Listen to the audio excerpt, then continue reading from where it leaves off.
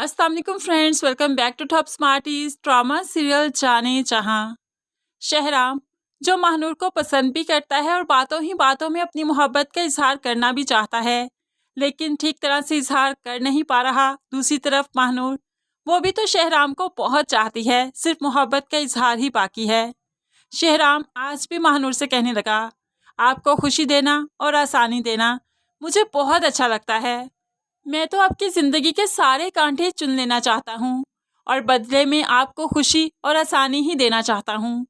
महानूर शहराम की बातों से बहुत ही खुश हो जाती है, लेकिन वो भी मोहब्बत का इजहार कर नहीं पा रही, क्योंकि उसे किश्वर बेगम के वही अल्फाज बार बार याद आते हैं कि शहराम की तुम इज्जत कभी नहीं बन सकती, उसके दिल बहलाने का सामान ज़रूर बन सकती हो। इसलिए तो महानूर डरती है कि कहीं मोहब्बत का जवाब मोहब्बत से नहीं मिला तो वो क्या करेगी। दूसरी तरफ शहराम जमाल साहब के इरादों को भी कामयाब नहीं होने देगा। वो जो कब्जा करना चाहते हैं, शहराम ऐसा नहीं करने देगा। वो अपने वोट लेने के लिए बड़ी बड़ी सियासी तकरीरें तो कर रहे हैं, लेकिन शहराम यहाँ पर भी आ जाता है और कहने लगा, आप इस स्कूल की ज़मीन से बस दूर रहिए।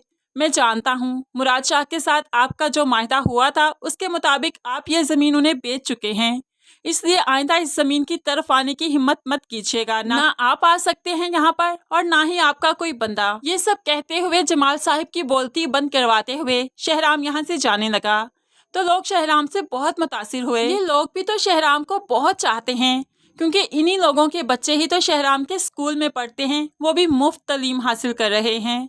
तो ये लोग फिर क्यों ना शहराम को पसंद करें। अब जमाल साहिब जाकर अपनी बीवी से भी कहने लगा, वो लोग तो आज भी मुराद शाह और शहराम के नाम की माला जपते हैं, पता नहीं क्या घोलकर पिला रखा है इन लोगों ने उन्हें।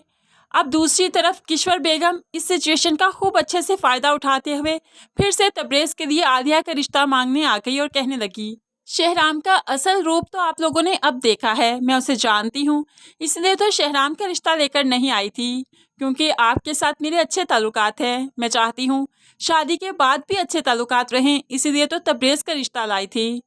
अब तो आलिया के पेरेंट्स को कोई एतराज़ नहीं, वो अब आलिया की तस्वीर भी किश्वर बेगम के कहने पर उन्हें दे ही देते हैं कि अपने बेटे को दिखा दीजिए।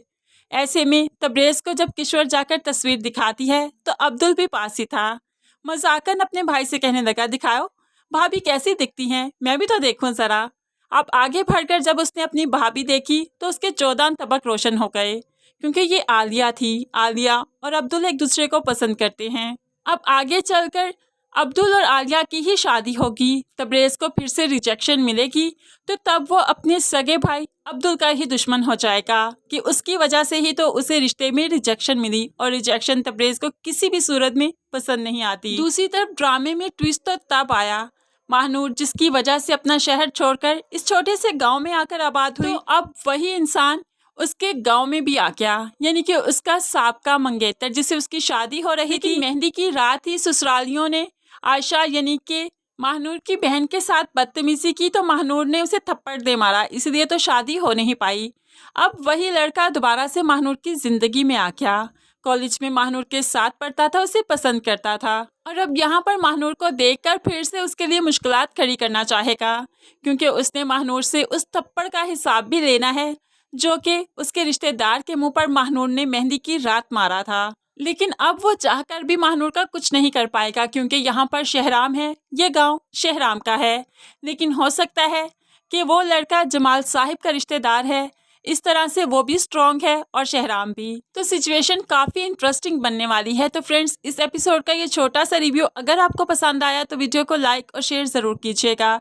मज़ीद वीडियोस के लिए चैनल को सब्सक्राइब करके साथ बेल नोटिफिकेशन ज़रूर प्रेस कीजिए, ताकि आने वाली हर वीडियो बहुत आसानी से देख सकें। अल्लाह हाफिज़।